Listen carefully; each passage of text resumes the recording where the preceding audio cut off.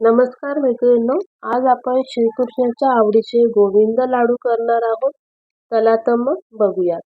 त्यासाठी इथे मी अगोदरच कढई तापत ठेवलेली होती. त्यामध्ये 1 चमचा तूप टाकून घेऊया. नंतर यामध्ये आपण 1 वाटी पोहे टाकून घेणार आहोत. पोहे आपल्याला स्लो गॅसवरती भाजून घ्यायचे आहे. त्याचा हलकासा कलर चेंज झाला की आपण हे काढून घेणार आहोत. पोहे हे आपण जे कांदे पोहे खातो त्याच पोह्यांचा इथे वापर केलेला आहे. बघू शकता आपले पोहे भाजत आलेले आहे. आता आपण एकदा चेक करून घेऊया. पोहे भाजून झालेले आहेत. आता आपण काढून घेणार आहोत. त्याचकडे अर्धी वाटी शेंगदाणे घेतलेले आहेत. ते पण आपल्याला स्लो गॅसवरती खरपूस असे भाजून घ्यायचे आहेत.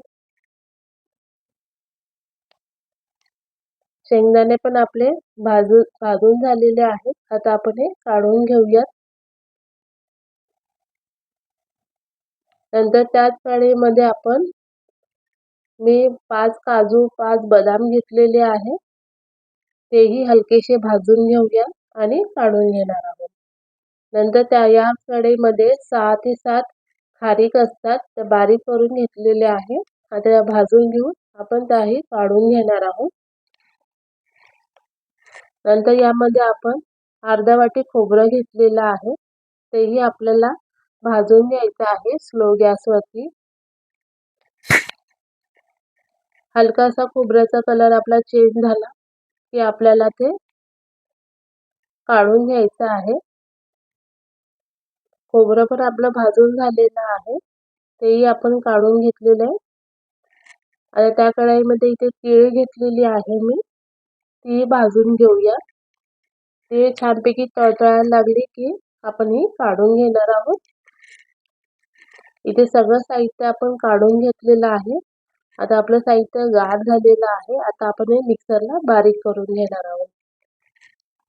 त्यासाठी अगोदर इथे मी खारीक टाकून घेणार आहे. खारीक, काजू, बदाम आणि शेंगदाणे आपण अगोदर वाटून घेणार आहोत मिक्सरला. हे बघा मस्तपैकी असं बारीक झालेलं आहे. आता त्यामध्ये आपण पोहे टाकून घेणार आहोत.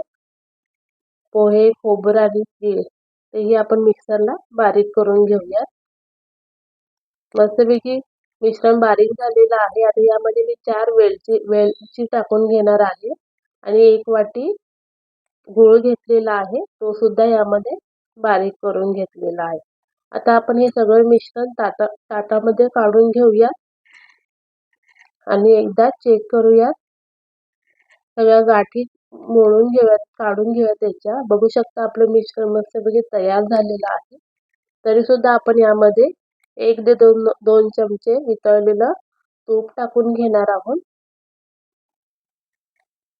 आणि आता याचे लाडू तयार करून घेणार आहोत.